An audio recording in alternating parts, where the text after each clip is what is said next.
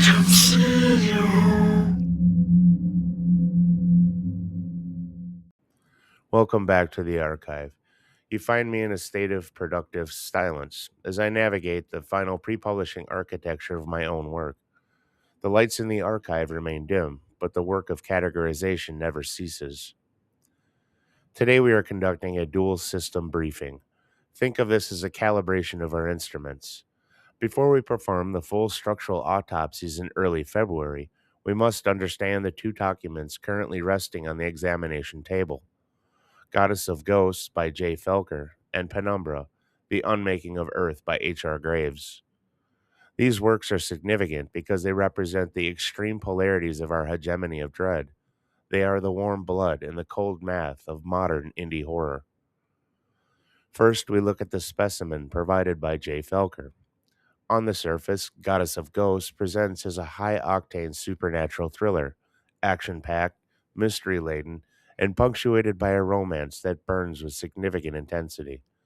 But the archive does not just look at the skin, we look at the bones.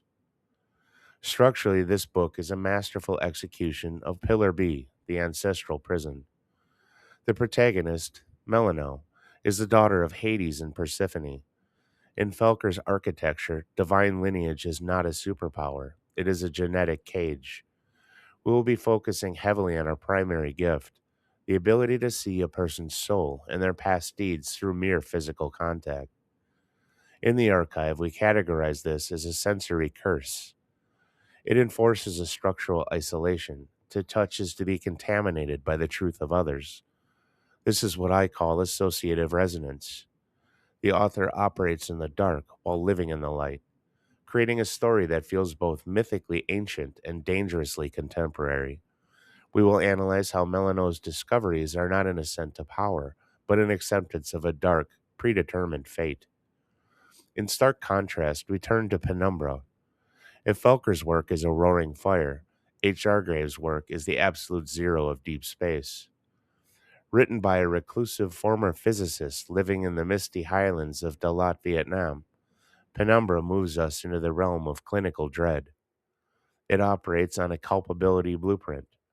Our subject is Revelina Clark, a physicist who doesn't just witness the end of the world, she authored the equation that caused it. This is hard sci-fi horror. There is no magic here, only the horrifying realization that the laws of physics are being unmade. We see buildings invert and giants of absence harvesting our dimension. In the archive, we call this the horror of erasure. Revelina functions as the guilty witness. Her torture isn't a monster chasing her, it is her own intelligence. She is the only one who truly understands the mechanics of our extinction. In the archive, we see two types of traps being set for the human condition. Goddess of Ghosts shows us the trap of the past. It suggests that we are merely the latest iteration of our ancestors' sins. Our blood defines our doom before we even draw our first breath.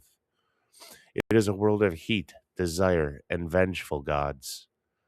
Penumbra shows us the trap of the future. It suggests that our relentless curiosity and intellectual hubris have created a void that is now returning to swallow us. It is a world of equations, silence, and the clinical erasure of the self. One is inevitable because of who we were. The other is inevitable because of what we have become. I will be spending the next several days in that pre-publishing mist, finishing the edits on my own work so I can bring the full weight of the archive on these two exposés. Expect the deep dive into the bloodline prison of Goddess of Ghosts on February 8th, followed the week after by the clinical erasure of Penumbra. Prepare your ledgers. The archive is never truly silent. It is only waiting for the light to hit the right page. This session is adjourned.